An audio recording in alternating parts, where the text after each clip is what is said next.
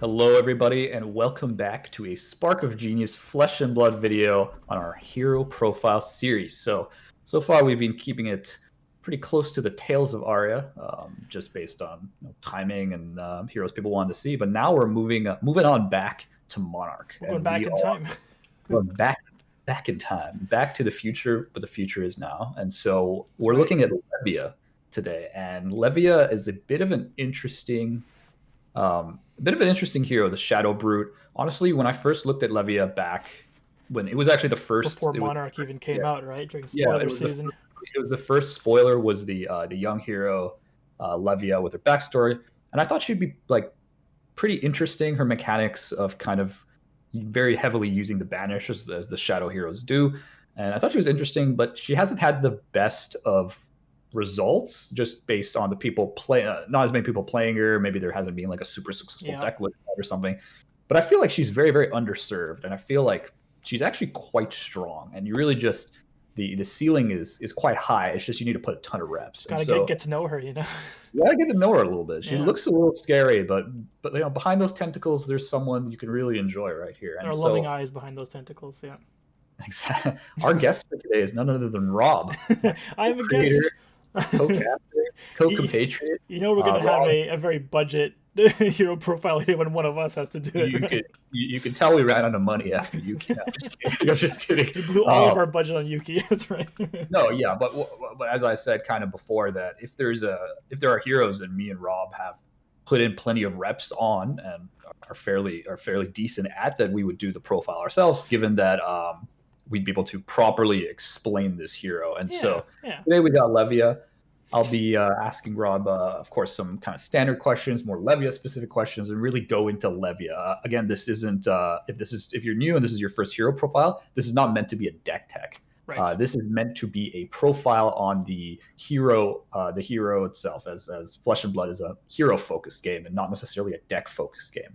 And so this is going to be the hero profile, going over things like strengths and weaknesses, different deck archetypes, different cards that Levia uses, and such. And so we're going to start this off very cleanly here. So as someone who picked Levia up from the get-go, I know when Levia came out, it was your favorite Monarch hero. I remember I when you mean, were I building out those Blitzlets, I Bliss prototyped so much with Blitz Levia list. when Yeah, you she, did a lot. I remember testing yeah. with you, testing quite a few different combinations in Blitz and even a little bit in CC. So what drew you to her in the first place? Yeah, I mean, I don't know if you remember, but I was a big Brute player before Monarch came out. Oh yeah, I I fight know now that you're a big brute player. everyone So who that's right. Everyone who knew me in the pre-Monarch days, when I played Blitz, it was KO all the way. I was playing Brute, like pretty much forever, and my wife loves Brute too. So like we just played Brute all the time. And when she was announced, I was super excited, right? Like Shadow Brute, that had such a nice flavor to it, and the play style of having a bit of randomness, put in there has always appealed to me. I do like kind of high rolling. It's a lot of fun. I've had the most fun ever playing brutes. So Levia, or I guess I should say Levia, because that's technically how you should pronounce it. Levia, But Levia, I'm a Levia. pleb. I'm just gonna say Levia. That's just what I've always said. But for you watching, you will know that her name is actually Levia. And so the idea of having a bit of randomness has always appealed to me. But not only that, but like her flavor, being kind of a being possessed by this all-consuming power, that in blood debt, and the longer that you kind of stave it off, the stronger it becomes as a detriment to yourself. Like that was kind of cool, right? Like the longer you hold off, the more you rack up. If you miss one turn, you're dead. So that's kind of symbolized by the power kind of taking over you and consuming you. So Right. overall, like a huge, I'm a huge proponent for the flavor of this character. She's a lot of fun, and also when you're playing her, it's a very rewarding, thing when you win with her, because you're kind of staving off this blood debt as you go. You're always against this, doing this race to beat out your opponent before you yourself are consumed, and Right. she's kind of like this, like it's kind of like you're on a train that's on fire, when you're kind of racking up the blood debt, and there are no brakes on the train. You just got to keep pumping. And That's so probably going to be our thumbnail. I'm just going to call it's a it train now. on fire. Yeah, exactly. So very rewarding to play. She's a lot of fun. I'd recommend anyone who hasn't tried her to give her a shot, because I've had the most fun on this deck, more than any other hero I've played in this game, pretty much. Oh, fair enough. I definitely do agree with your comparison to like essentially ramping up until you get consumed there, because as you start to You get win or get consumed. Exactly. it's very like it's very Kano like, except you're not really stacking. You're just like, hey, I need to like build some onboard resources, which is actually just your graveyard and your banish zone, which is kind of interesting. Yeah. So talk to me a little. But I know there's a couple different Levia builds out there. Yeah. However, are there any kind of key strengths that some have over the other? Yeah. So one thing I do want to start off by saying is that if you know Levia, and you know kind of I know you what keep saying she's, Levia, by the way. let's say Levia. If you know how to play into Levia, you'll know that she's very graveyard dependent. She has to be able to block a bunch early on in the game to be able to stack up the grave cards and to be able to kind of just keep going turn after turn by banishing 3 at a time. So she has a bit of an engine there that requires a bit of prep. So if you're playing against her, you kind of know that going in. And so one of her, I would say, kind of fundamental flaws is that it's easy to play around if you're a deck that doesn't need to attack all the time. If you're, for example, a combo deck that just needs to set up, or if you're a control deck like Dash, who all you have to do is put out items, you can kind of avoid a lot of Levia's strengths by just not attacking, right? Right. Now, Levia, you can play her in a multitude of ways, which is nice. Beyond that one weakness, you can actually branch off pretty well. You can play pretty much every one of her weapons has a role in the type of deck you want to build. You can go with Claws, and Claws is a very aggressive approach. You kind of go with a Blood Rush Bellows into your Mandible Claws, and you have a pretty aggressive strategy. You can go with the Meat Axe. If you're against a deck that doesn't like attacking you that much, like Kano, for example, Meat Axe is pretty much a must run, because you can kind of, okay, they're not attacking me, I'm just going to keep swinging with Meat Axe, keep filling my grave, card after card, and hopefully Right. get one burst turn where I can throw them off guard. So those two cards are great. You can also build towards Hexagore. Now, Hexagore is a very, I would say, cost-efficient card. 2 for 6 on a weapon is amazing. But I guess the flaw with Hexagore is you do have to have a source of go again. Hexagore on its own is a pitch 2 to attack for 6, but it doesn't actually banish from your grave, so you can't turn off Blood Dead if all you're doing is hitting with Hexagore. And for Hexagore to be good, you gotta have a ton of stuff in your grave, or in your banish zone rather. So it's a bit counterintuitive, but there are builds that utilize that quite well because it's a very efficient weapon for 2 for 6. I think it's the best one we have. And so I would say that you can build the deck, in a multitude of ways, and people have seen a lot of success. I won't say a lot, but there has been some success with Levia. We know the prominent YouTuber Mansant who plays her, pretty much all the time, and he probably has the most reps out of anyone on this deck, or on this hero rather. So he wins armories. Yeah, he's dedicated to Levia, and it's nice to see. It's nice to see some more love for Levia. And we've had a few, I believe, some nationals where she topped 4 in top 8. I believe maybe in Europe. It might have been Switzerland where she got top 4. So people are finding some success on her. She is kind of by default a more mid-range deck, and I would say she excels at being a mid-range deck because her kind of, when she has low cards in hand, she's actually pretty powerful. She has some of the most well-statted cards in the game. Just some examples, you have like Graveling Growl here, which is 1 cost for 7 damage, which is amazing. You have Endless Maw, which is a 3 cost for usually 9 attack. That's kind of Alpha Rampage stats without the discard a card cost, right? Yeah. So and you can run 3 of them, or rather, you can run multicolors of them, but the red is pretty much all you would run usually. You've got Boneyard Marauder, a 1 for 6, just pretty much vanilla as long as you have a graveyard that you can banish from, and Dread Screamer, a 2 cost for 6 with Go Again, right? Like that's amazing. So if you are kind of just relying on 2 card hands as a mid-range deck, you're blocking some, you're going back for some, she actually has the most power out of pretty much any hero on just raw stat value alone. So mid-range is pretty much where she shines. You could lean into something more combo heavy, like with Tear Limb from Limb. You can have that in your deck because she is a brute, she has access to that card, so you can kind of like plop an E-Pot down, and then play Tear Limb from Limb, get a 12 attack off, and then with Go Again maybe, and then go in for like another 8 or 9 attack. So there is some combo potential there, not common, but you could do it. She also has a very good end game strategy in Ghostly Visit and Hell from Beyond. The great Hmm. thing about these cards, although they're not 6 attacks, they can be played from banished. And when you Yep. play from banished, they go back into your grave, which fuels subsequent banishes. The So you recycling. can We're all recycle these.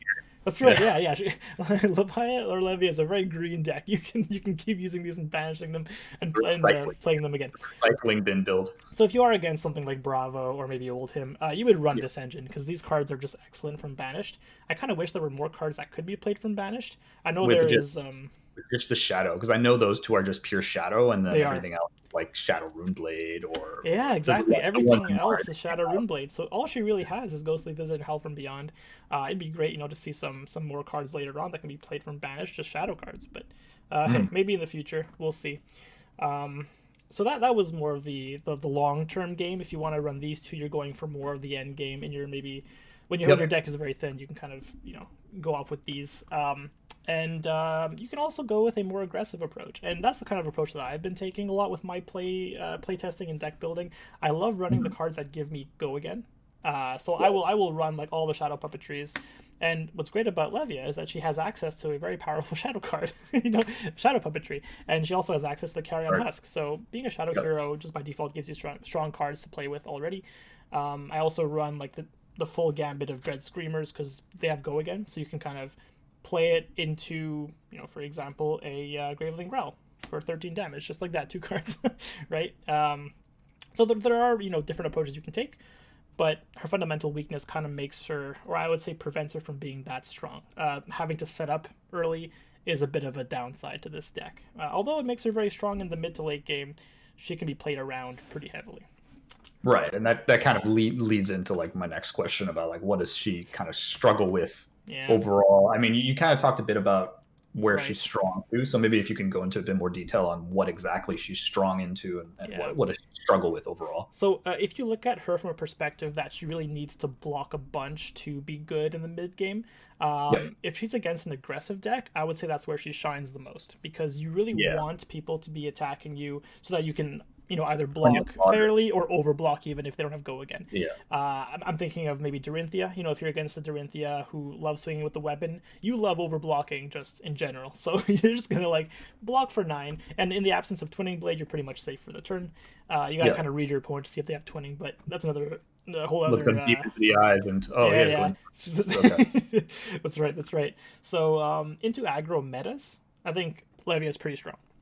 Mm. If you're looking at metas where the heroes are very combo heavy, if you're looking into like an OTK Viserai, for example, you're kind of screwed because they're just not going to attack you and they're just going to play read the runes constantly and gain Just the rune chance. side in all the You got to deep. side in cards. Yeah, exactly. They'll side in D-Reacts. So I mean, in that kind of matchup, you'd want to play cards that help you fuel your grave. So I guess Pulpings would be a great addition there.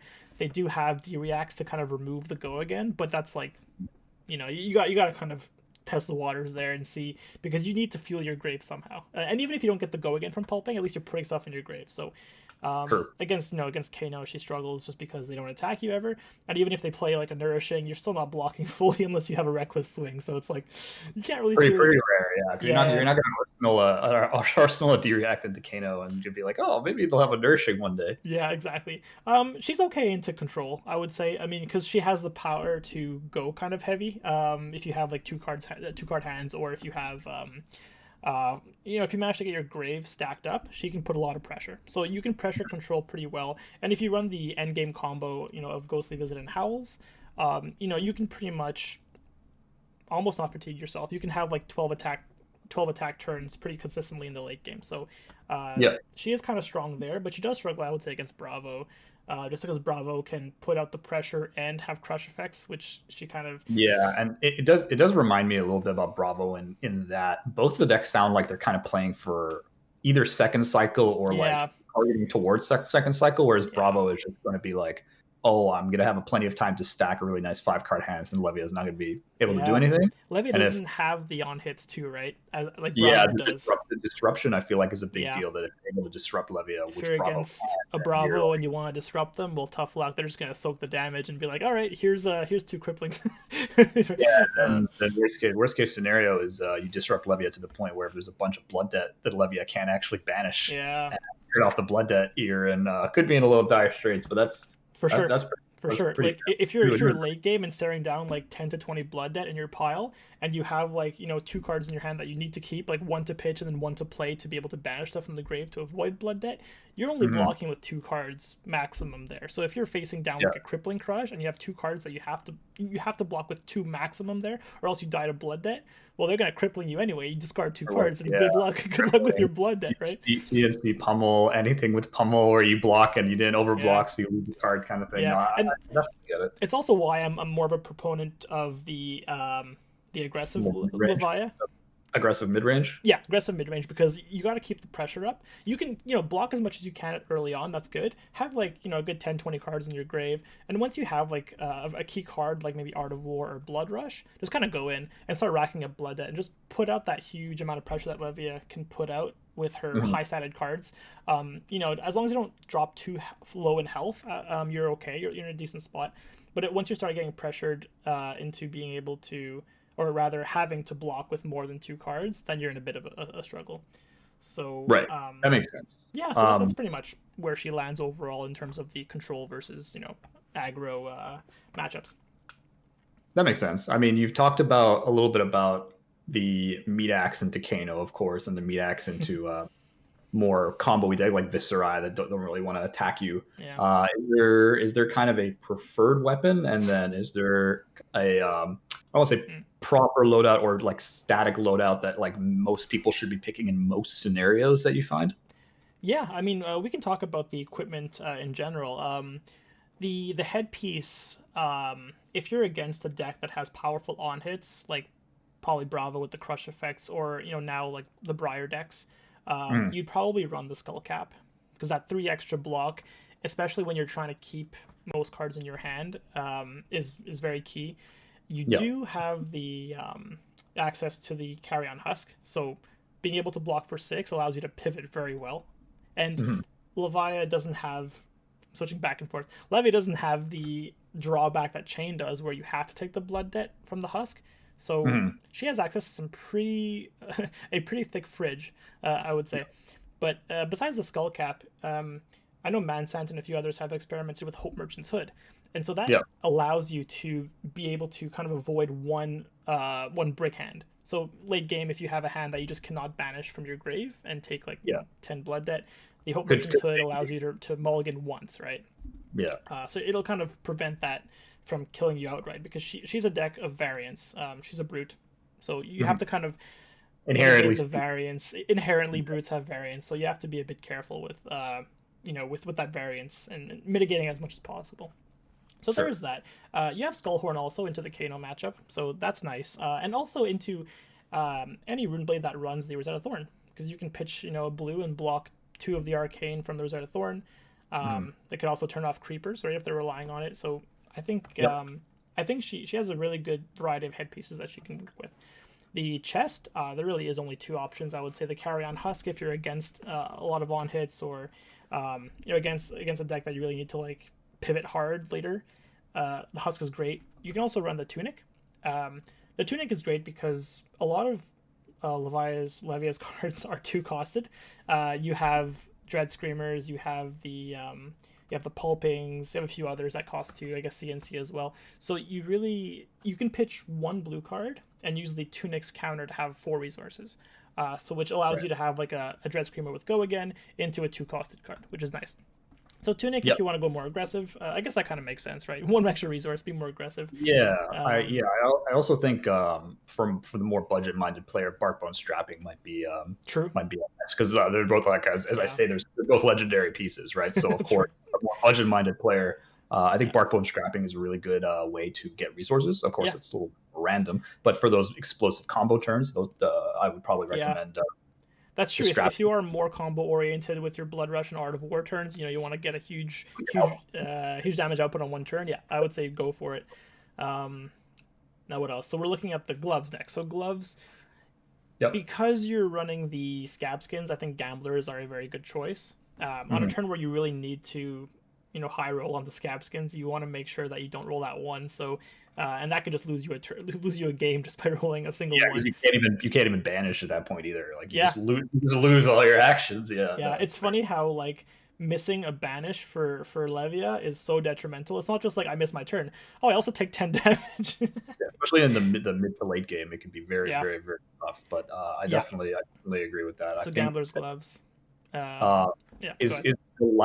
is Goliath ever like a thing? I know like it Yeah. can be used in some matchups. There are like 2 costs like Dread Screamer, CNCs, things like that. Yeah, not Is it really. I don't see play? it played that much, and to be honest, I didn't like it that much when I played it because you're kind of looking for more of that consistent damage over time. The Goliath gives you a bit of more damage, but you're not really trying to push over with on hit effects that much. So Mhm. all it is really is 2 extra damage. I think there are better ways to spend your glove slot than on just 2 damage. It would make sense Yeah. on a CNC for sure, but there's only one card in the deck that has the on hit CNC. Now, Mhm. if you're running pummels, you can consider Goliath just to get like that insane CNC pummel turn with a Goliath. That could be You're nice. running more 2 costs, yeah. Exactly. 2 costs are pretty key in this deck, so the pummels do see some play, but I would say overall gamblers are your primary choice, and then if you Yeah, want to get some more arcane barrier against Kano, you can run the right. Null gloves there. But Right, and I know yeah, you mentioned with the boots coming in with the yeah, scab skin leathers. I'm pretty sure that's like the only choice. Yeah, Scab is there? skins. I'm trying to think. I'm I trying to mean, think of like more budget options too, because of course, yeah, back to basics series. I assume some people watching it are pretty new to Fab as well as Levia. So right, as far as I know, we gave the bark bone strapping. I think the gloves you can run. You yeah, can run Goliath. Gamblers, I yeah, think with the limited now is easier, but boots. I'm struggling to think of if there's one legendary you probably want for brute in general. yeah.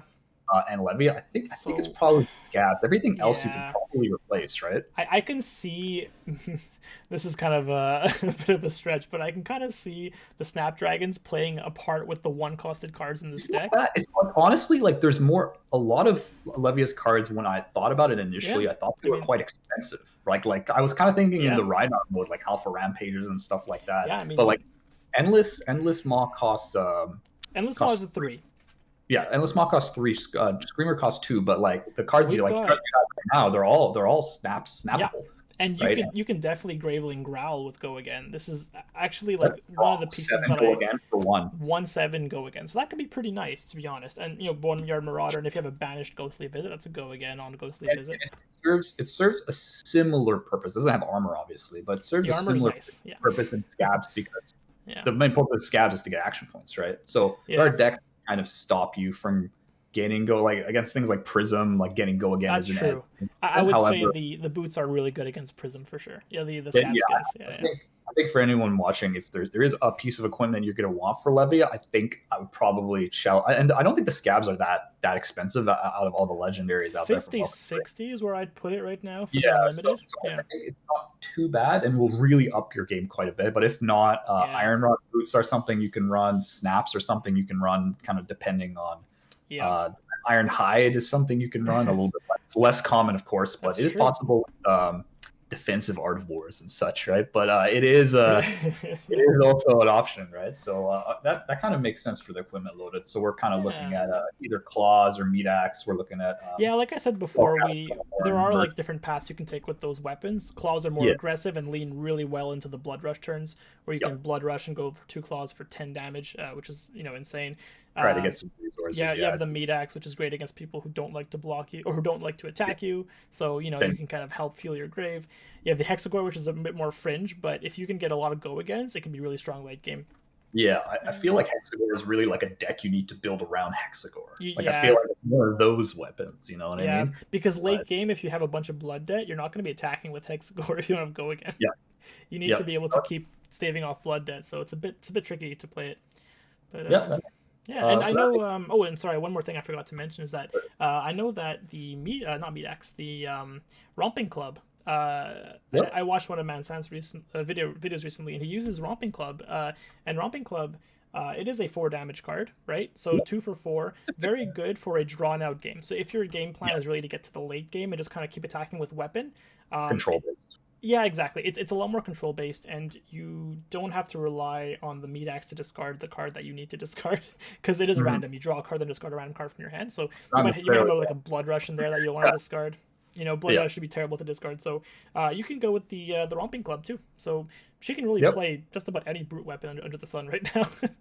Yeah, I Which is definitely nice. know. Reinar picks Romp. Like Reinar can obviously the standard nowadays is claws, but Yeah. into longer drawn out matches like into Bravo, um, the Romping Club is actually really quite superior for long drawn out games. So I'm not really that Yeah, surprised that Levy can also pull something like that off. So for sure. moving into kind of like we've moved into the equipment, kind of the deck archetypes. So like some of the attack lines that I'm sure people are kind of curious about that can dish out this kind of. I think we alluded to a couple, but Hmm. dish out. You may have some like in your tenure of playing some Levia. Yeah. Are there any attack lines that like you know of that would be useful to kind of instruct people to?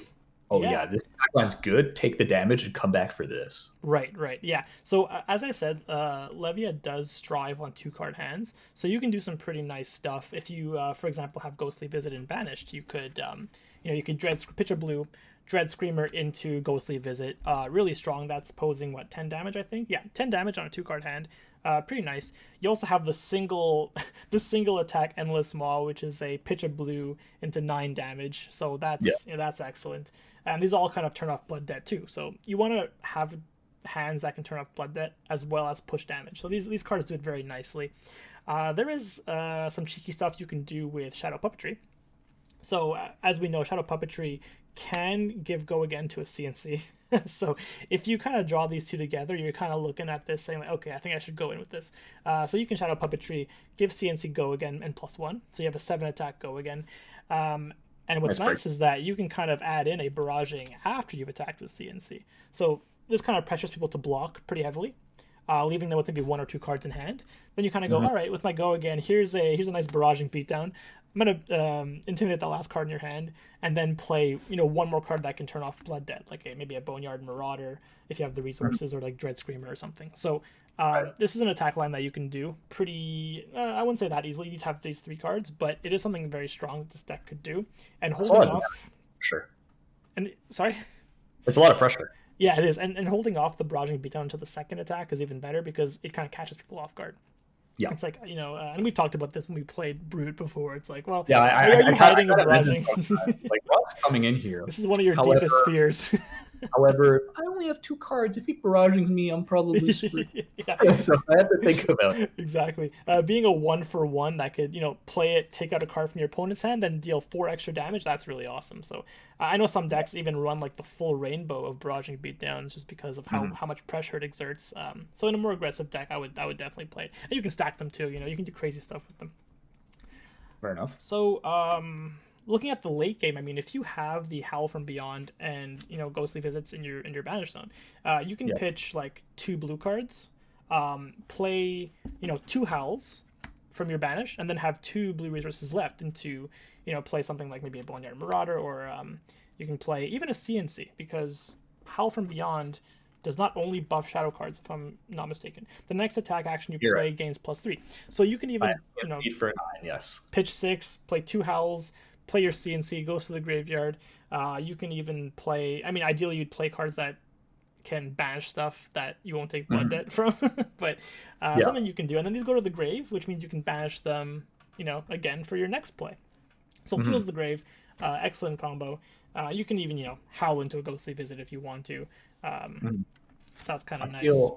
I feel like Scabs is super good for Levia, specifically for a lot of these attack lines you're mentioning, because having that extra action points, like rolling 3 or above, 4 and above. Sorry, 4 and above. So 50-50 really on the Scab skid roll. Yeah, but that 1 action point can get you 7+ damage. Like I feel like Levia doesn't have, like, puppetry is great, like if you have it, but there's not like that many good go again cards that Levia has access to, other than like ignoring the claws. I'm talking about like when the claws get go again, but I'm talking about like Art of War, puppetry. When you're playing CC, you might have like 3 of each if you're not banishing them, right? Like depending on like how it's trying to go. But I feel like that extra 1 action point with Scabs is actually, I see Levia roll Scabs a lot more than Reinar rolls Scabs. This is true. At least when I play her, because I just love rolling Scabs. But even when I see Levia players in general, like I've seen some other like fairly, like I would consider them more practiced on Levia. Like Scabs just makes you so much more explosive. It's not even funny. Like how that extra like Graveling Growl or whatever you want to. I know you probably bring that up as the next combo here, but I feel like That's right. just reiterating that point from the equipment earlier when we're talking about these attack lines, scabs really does work when you don't have that automatic like go again from like Art of War puppetry. But Yeah, I anyways, mean, I'm sure if you're looking at something like just in your hand, if you have one Boneyard Marauder and one Graveling Growl, right? yeah. That's a cost of 2 for 13 damage. So you can, if you roll, your scab skins correctly, you can pitch a blue or a yellow and just go in for 13 damage with that alone, right? Yeah. Because the requirement of playing Graveling is that you banish something from your grave that has 6 attack or more. So hopefully you hit correct with Boneyard Marauder and going with Graveling Growl. Another thing too is the Art of War that we didn't really talk much about, but this is a star in the deck because it lets you banish pretty much anything you want. Well, it has to be an attack action to get the +2 attack action. But that being said, you can banish a 6 attack card and not rely on the variance of banishing random cards from your graveyard. So you Auto can turn off. auto turn off Blood Debt, exactly, and not only that, but automatically turn on Graveling Growls too. So you can banish anything with 6 attack, and then suddenly all of your Graveling Growls can be played for 1 resource each.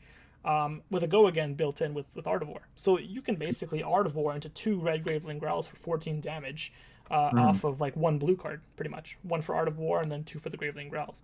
So that's a very strong turn. And you'll obviously draw 2 with Art of War, and you might play something else too. But I mean, Art of War and Blood Rush Bellow are really 2 combo opening cards. So you asked me, I think earlier, what would I take damage for? I think these 2 cards predominantly. If I had one of these in Arsenal, I would just take the damage and just go as wide as I could with this deck.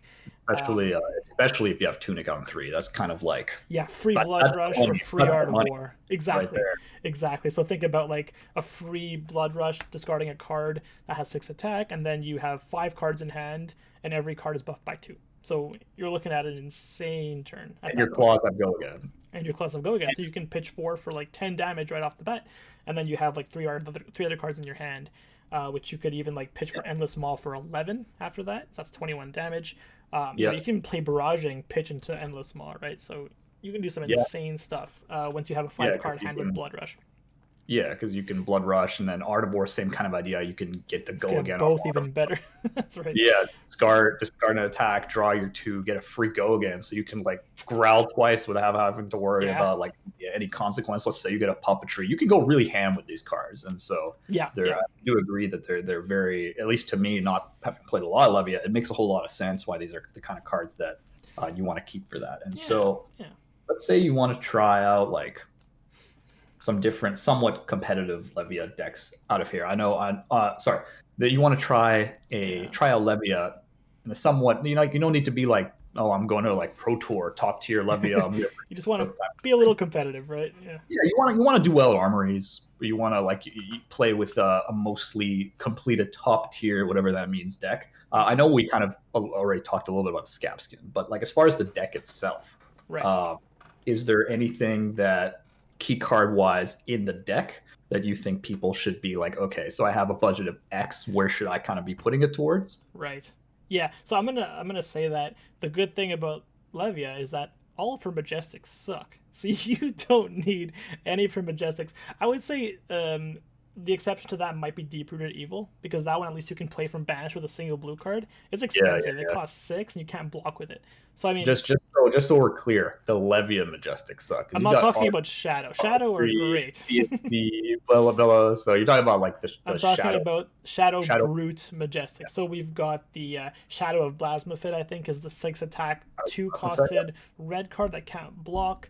Absolutely terrible card. I've played it, and every time I played it, I hated it. It's terrible right now with our iterations. However, future-proof wise, we never know, right? Yeah, exactly. So there's that one. There's the Mark of the Beast card. I've played that a little bit. In most of my decks, I've actually had it. My current one, I don't, but I did like it because you could just kind of... It's a 2-card hand that turns off Blood Debt that hits for 6. Yeah, without any randomness, which is nice. Yeah. So sometimes that's kind of what you need. Right? Exactly. But the thing is, like, if you draw it early in the game when you're still setting up, you don't want to play it, because you're gonna, if you attack with it or block with it, you actually set it to the banish zone, and that turns on your Blood Debt train as early as like turn 1 or 2, right? So you don't really want to draw them early. And I feel like it's not even good in the Arsenal slot. Like, it's kind of like, oh, put it in the Arsenal, and then you draw like Bellows or Art of War that you really want to. I wouldn't, exactly. Bellows. Yeah, Sorry, so not Bellows. Beatdown or something like that. That would yeah, also be good. so not good to play, not good to block with early game, and not really good to Arsenal. So it's very underpowered. It's a nice kind of tool she has to be able to turn off Blood Debt, but at the same time, you want that late game, and even late game, it's like kind of meh. It's okay, right? I'd probably rather play like an endless maw hits for 9 and turns off Blood Debt. So Fair enough. yeah, so her majestics aren't that good. So what's great is that you can put more money into the equipment slots or into, I would say, Blood Rush Bellow, which is, I would say, key in this deck. It's really Yeah. the card that lets you pivot into a more aggressive playstyle. Yeah. So if you're kind of just like, trudging along, blocking 2-3 cards every turn, over blocking even because you want to fill your grave, the turn you draw Blood Rush is probably the turn where I would, well, first of all, Arsenal it, and then think about, keeping, the rest of my hand into a big turn. So I would definitely invest in Blood Rush Bellows. They're not that expensive. Probably at this point, they're probably Oh, $5 right now, even less yeah, probably maybe. $5. Yeah, about Probably. $5 each. So they're really good in this deck, and you'll do yourself a favor and kind of fund your other brute decks as well, because this is excellent in Reinar. It is It's a generic brute card. probably one of the best cards in the game. I want to say it just makes decks. It's definitely in the top, top echelon Yeah. of cards here, just because it's a card that defines a deck. Exactly. Right. Like this defines Reinar. Like you basically play it and just intimidate a bunch of cards. You intimidates a card by discarding it, one card from the effective Blood Rush. So already you're at a card advantage in Reinar when you play it. So anyway, it's a great card. I would personally pick up 3 of these for any brute deck you play. The other card I would say is Art of War. Art of War, I mean, it was a lot better when Chain was a little more meta. Right now, it's still excellent in both Shadow Heroes, right? Because you can banish a card and then you can turn off Blood Debt with Levia, or you can play something from Banish's Chain. So it's a bit expensive now. It's about $30, but I would say that it is one of the key cards in this deck that lets you really, it lets you take off really, because you get the go again as well as the banish. So I would buy these. Another kind of optional card is Shadow Puppetry. It's very good, but it also depends on what flavor of Levia you want to play. I play the aggressive style, and it pairs really well with CNC. So I love running it. But you can skip the Shadow Puppetry and the CNC if you want to. There are more budget options that you can go into. Like I play the Pulpings. You can play Pulping instead of the CNC if you want. And this is kind of like a 6 attack with a built-in go again, and it's very cheap. So you can run that. There are other like brute cards that you can consider as well instead of the CNC. But very good with beatdown also. Barraging beatdown. Yeah, exactly, right. Yeah, because they are brute cards, and barraging only buffs the brute cards. So, I think that's pretty much it though. Like the rest of the cards are all commons and rares. Looking at these cards, yeah. So I would say one of the more budget decks out there, minus the Art of Wars. That's the only thing.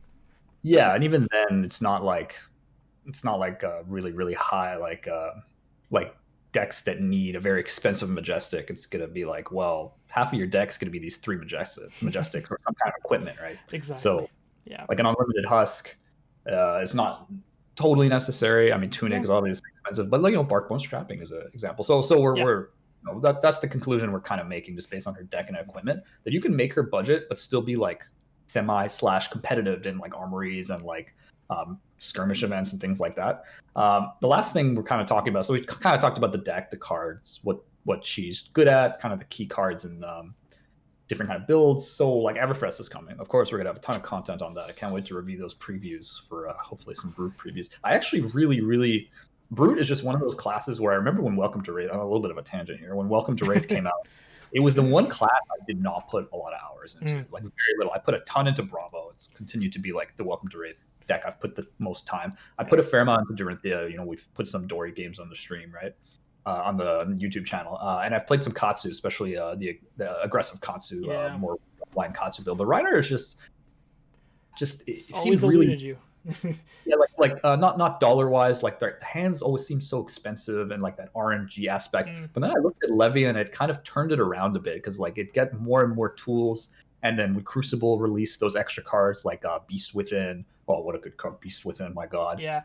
Beast we Within. can talk about that actually. I forgot to mention that I don't actually run Beast Within in my deck, and I don't think it's a very key card. Sorry, a bit of a tangent on your tangent, but no, it makes sense. Is that like, I'm kind of curious about Beast Within, because I know you when you discard it off of Blood Rush. Yeah, off of Blood Rush. I guess, yeah, because Levia's cards don't really have the same kind of Rhinar as an additional The cost thing, discard kind of yeah, thing. the thing is discarding in Levia is not as good as it is in Rhinar, because in Rhinar you get the Intimidate off your discards. In Yeah, Levia, you don't get anything. You fuel your grave a bit, which is nice, but most of the time you don't really yeah, need to if your opponent's attacking you. So yeah, cards because you that don't. discard, I kind Yeah, of stay away from those. I mean, there 'cause is, you don't need them. Yeah, no, yeah, you it don't kind of really makes need sense. them. A lot of decks don't have a lot of like generic brute stuff that just like smash instinct, barraging a big horn, like stuff like that. Savage Just Feast too, like that that's a good piece. card in Rhinar for Yeah, sure.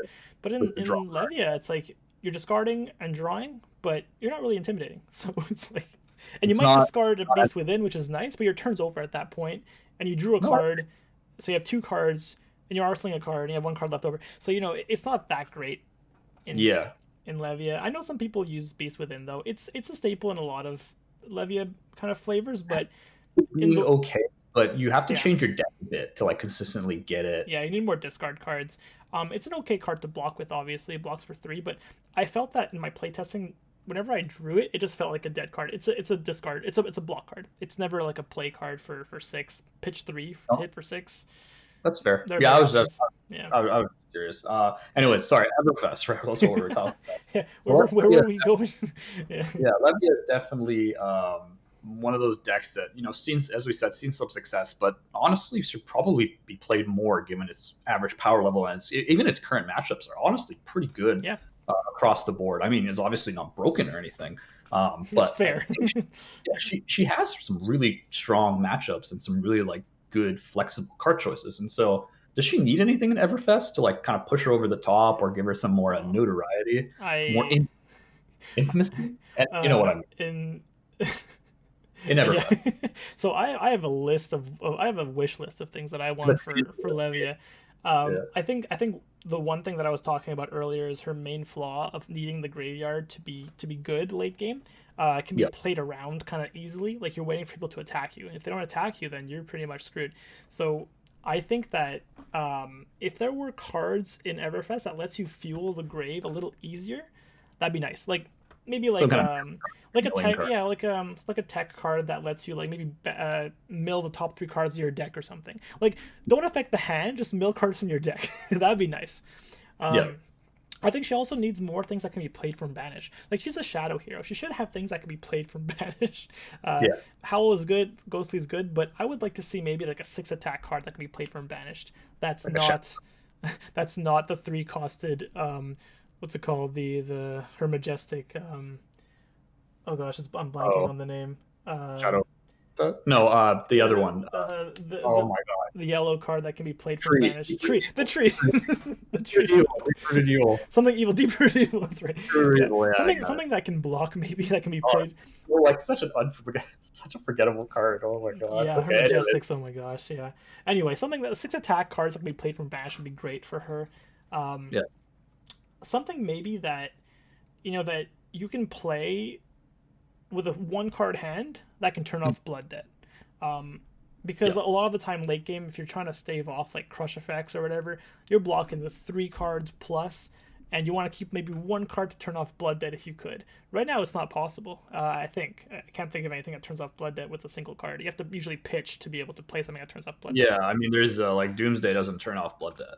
Nope, it just summons Blast with it. So Yeah, I think like by maybe removing banished cards, right? I think it feeds off banished cards if I'm not you mistaken. can Like, only play it if you have 6 Blood Debt in your oh, so banish, they're even doing okay. but it Sorry, for doesn't some banish more. So beats them. Yeah, yeah, it sorry. doesn't Yeah. banish more. Yeah, yeah. So that one doesn't even work really to turn off Blood Debt. Mhm. I'm thinking something more akin to Read the Runes, like in Viscerai. Like Yep. you block 3 cards, no problem. Read the runes, keep your combo going, right? Like something like that for Levy. At least keep her alive Yeah. on a Like 1 an card hand. enabler. An enabler Yeah. to keep her alive, exactly. Yeah. What else do I have in here? I mean, maybe something that could like mess with the banish a bit more. Like maybe Mhm. another tech choice that could like take cards from the banish zone and put them back in your graveyard, and then like banish 1 card from your deck or something. Something cool like Right. that. Like if you have like 6 cards in your banish zone, take 3 of them, put them back in your grave, and banish a card from your deck that you choose, or maybe like 2 more cards from your graveyard, banish them back into the banish zone. Kind of like some playroom with, or like like a bit of a back and forth in your grave and your banish zone would be nice. But Mhm. No, that that's all kind of makes sense. what I see kind of giving her a nice little power jump. Yeah. Like we know that she'll get support in some kind of way, shape, or form because LSS said they said they're going to support everybody. But Yeah. I mean, She'll get what that a looks like is I majestic, have and no we'll idea. see what it does. Yeah, it could be a shadow majestic, maybe. That'd be Yeah, nice. yeah. A generic shadow majestic. We get sent a Shadow Brute preview, would be more than happy to send it off. That's right. I feel like if we get a Shadow Brute preview over Mansant, there'd be like a pretty big injustice going on right Yeah. there. So probably. I'm just not. giving it to Manson. I'll email him and be like, hey, do you want this preview? Like, we're gonna actually ship this to you. You probably deserve this more than we do. Anyway, so I definitely agree with those on my very limited Levia playtesting. Right. But I definitely do want to. We don't usually shout out channels. I try not to because it's not really something I'm super interested in for any particular reason. But I mean, Manson, I definitely have watched some of his videos. Rob has definitely watched some of his videos. Subbed and I watch everything. So. Yeah, and so that's definitely if you want like a deep dive, a lot more Levia. Like our gameplay is going to be based on what like we will probably have some Levia out there. We only have one video up right now. We'll have more of her. However, we try to split out, I guess, across more. He focuses only on Levia. So if you want to, if any of our viewers want to see like in action what Levia can do in Blitz and CC, definitely recommend going over to his channel. Shoot him a like, comment, subscription, show him some love. He is a diehard Levia fan, and there's not that many of them. There aren't many of us. That's right. Support him. You got Rob here. You got Mansa. I know I paid him to play a little bit of Levia on their channel. But anyways, everyone for watching. Appreciate Rob coming in here, showing me what I can. what is the Levia, the Levia. Apparently, hopefully you'll have me on more often. You know what? I hope so. It's tough to get that time just right. I'm a busy guy, you know. We're all busy people. So with that, appreciate everyone watching. Please like, comment, subscribe. It helps us a lot. Lets us know, if there's something you want to see from us, leave it in the comments. If you like our content in general, feel free to subscribe. Everything is free. We don't plan on ever doing a Patreon or paywall behind any of our content. So rest assured that your sub button will be well received. With that, we also have a Twitter and Spotify. We're trying to put all of our discussion videos and all of our interviews on Spotify for people who want to listen on the drive home, SkyTrain. So not SkyTrain, just train. We have a SkyTrain. Just on the train or your commute. We'll have those there. And on Twitter, I'll be trying to post that Spotify link a little bit earlier for people than the actual release did on YouTube. And so with that, appreciate everybody watching. See everyone in the next video. Hope you've enjoyed the series so far. Bye, everyone.